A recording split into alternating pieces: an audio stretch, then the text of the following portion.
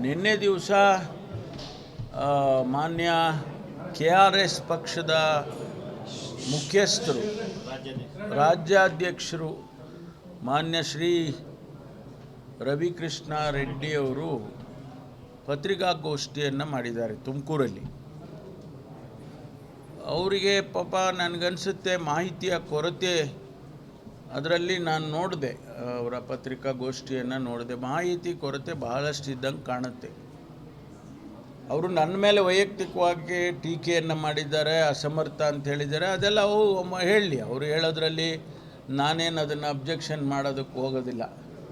ನನ್ನ ಅಸಮರ್ಥತೆ ಸಮರ್ಥತೆ ಇದೆಲ್ಲ ನಮಗೆ ಜನ ತೀರ್ಮಾನ ಮಾಡ್ತಾರೆ ಅಥವಾ ವ್ಯವಸ್ಥೆ ತೀರ್ಮಾನ ಮಾಡುತ್ತೆ. ಅದ್ರ ಬಗ್ಗೆ ನಾನು ಟೀಕೆ ಮಾಡೋಕ್ಕೂ ಹೋಗೋದಿಲ್ಲ. ಆದರೆ ತುಮಕೂರಿಗೆ ಬಂದು ತುಮಕೂರಿನ ಅನೇಕ ವಿಚಾರಗಳನ್ನು ಮಾತಾಡಿದ್ದಾರೆ, ಅಭಿವೃದ್ಧಿಗಳ ವಿಚಾರ ಮಾತಾಡಿದ್ದಾರೆ, ವೈದ್ಯಕೀಯ ಕಾಲೇಜು, ಸರ್ಕಾರಿ ವೈದ್ಯಕೀಯ ಕಾಲೇಜಿನ ವಿಚಾರ ಮಾತಾಡಿದ್ದಾರೆ. ಪಾಪ ಅವ್ರಿಗೆ ಗೊತ್ತಿಲ್ಲ ನಾವು ತುಮಕೂರಿನಲ್ಲಿ ಏನೆಲ್ಲ ಅಭಿವೃದ್ಧಿ ಆಗಿದೆ ಅನ್ನೋದನ್ನು ಮುಂದಿನ ದಿನದಲ್ಲಿ ನಾನು ಒಂದು ಒಂದು ಹ್ಯಾಂಡ್ಔಟ್ಸ್ನೇ ಬಿಡುಗಡೆ ಮಾಡ್ತೇನೆ. ಯಾಕೆಂದರೆ ನೋಡಿ, ವೈದ್ಯಕೀಯ ಕಾಲೇಜನ್ನು, ಸರ್ಕಾರಿ ವೈದ್ಯಕೀಯ ಕಾಲೇಜನ್ನು ಮಾಡಬೇಕು ಅನ್ನೋ ಉದ್ದೇಶಕ್ಕೇನೆ ನಾವು ಇವತ್ತು 130 ಕೋಟಿ ರೂಪಾಯಿ ಆಸ್ಪತ್ರೆಯನ್ನು, ಹಳೆ ಆಸ್ಪತ್ರೆಯನ್ನು ಹೊಡೆದು ಕಟ್ಟಾಕೋದಕ್ಕೆ ಹೊರಟಿದ್ದೀವಿ. ಆಮೇಲೆ ಆ ದುಡ್ಡು ಕೂಡ ಸೆಪ್ಮಿಸಲ್ಲಿ ಬಂದಿದೆ. ಏನೋ ಅವರು ಹೇಳಿದ್ದಾರೆ, ಅದನ್ನು ಹಣನೇ ಉಪಯೋಗ ಮಾಡಿಲ್ಲ ಅಂತ ಹೇಳಿದ್ದಾರೆ.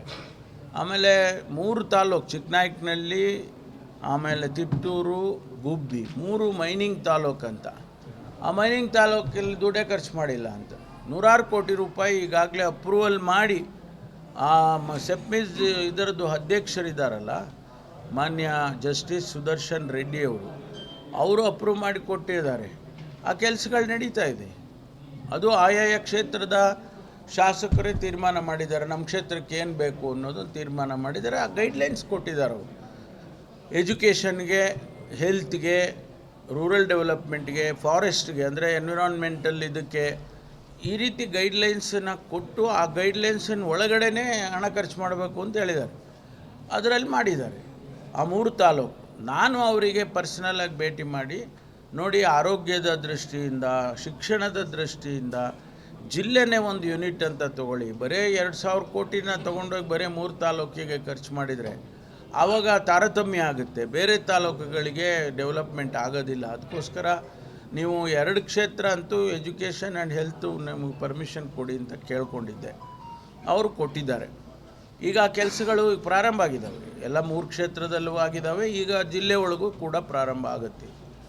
ಪಾಪ ಇವ್ರಿಗೆ ಯಾರೇನು ಹೇಳಿದ್ರೋ ಗೊತ್ತಿಲ್ಲ, ನಾವು ಸರ್ಕಾರಿ ಕಾಲೇಜ್ ಮಾಡೋದಕ್ಕೆ ಅಡ್ಡ 20 ಎಕರೆ ಭೂಮಿ ಹಾಗಾಗಿ ಹೊಸದಾಗಿ ಏನು ರಿಂಗ್ ರೋಡ್ ಬರುತ್ತೆ ಅಲ್ಲಿ ನಾವು ಈ ಕಾಲೇಜ್ ಮಾಡೋದಕ್ಕೆ ಕೂಡ ಹಾಸ್ಟೆಲ್ಸ್ಗಳು ಮುಂದಿನ ದಿನದಲ್ಲಿ ಮಾಡೋದಕ್ಕೆ ಅನುಕೂಲ ಆಗುತ್ತೆ ಅಂತ ಅಲ್ಲಿ ಜಾಗನ ಗುರುತಿಸಿದ್ದೀವಿ. ಈ ಆಸ್ಪತ್ರೆ ಆದರೆ 450 ಬೆಡ್ಡು ಆಸ್ಪತ್ರೆ ಆಗುತ್ತೆ. ಈಗಾಗಲೇ ಇನ್ನು ನಾವು ಮಹಿಳಾ ಮತ್ತು ಮಕ್ಕಳ ಆಸ್ಪತ್ರೆ, ಕ್ಯಾನ್ಸರ್ ಆಸ್ಪತ್ರೆ, ಟ್ರಾಮಾ ಸೆಂಟರ್ ಇದೆಲ್ಲ ಸೇರಿದರೆ ಅದೊಂದು 300-400 ಬೆಡ್ ಆಗುತ್ತೆ. ಆಗ ನಮಗೆ ಮೆಡಿಕಲ್ ಕಾಲೇಜ್ ಮಾಡೋದಕ್ಕೆ ಸಾಧ್ಯ ಆಗುತ್ತೆ. ಇದು ಪಾಪ ಅವರಿಗೆ ಗೊತ್ತಿಲ್ಲ. ನಾವು ಅವ್ರಿಗೆ ಯಾರಿಗೂ ಹೇಳಕ್ಕೆ ಹೋಗಲಿಲ್ಲ. ಅದರಿಂದ ಅದು ಒಂದು ಭಾಗ. ಆಮೇಲೆ ಅನವಶ್ಯಕವಾಗಿ ಅಧಿಕಾರಿಗಳ ಮೇಲೆ ಆಪಾದನೆ ಮಾಡೋದನ್ನು ನಾನು ಟೀಕೆ ಮಾಡೋಕ್ಕೆ ಹೋಗಲ್ಲ. ಅವರಿಗೆ ರೈಟ್ಸ್ ಇದೆ, ಮಾಡಲಿ.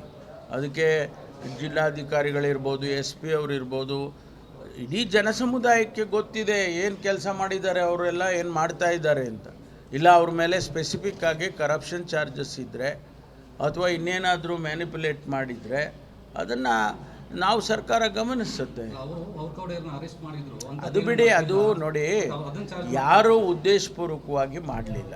ಅವತ್ತು ಅವ್ರು ಬಂದರು. ಈಗ ನಾವು ಮಾಡಿದ್ದೇ ಅಹವಾಲನ್ನು ಸ್ವೀಕಾರ ಮಾಡೋಕ್ಕಲ್ವ.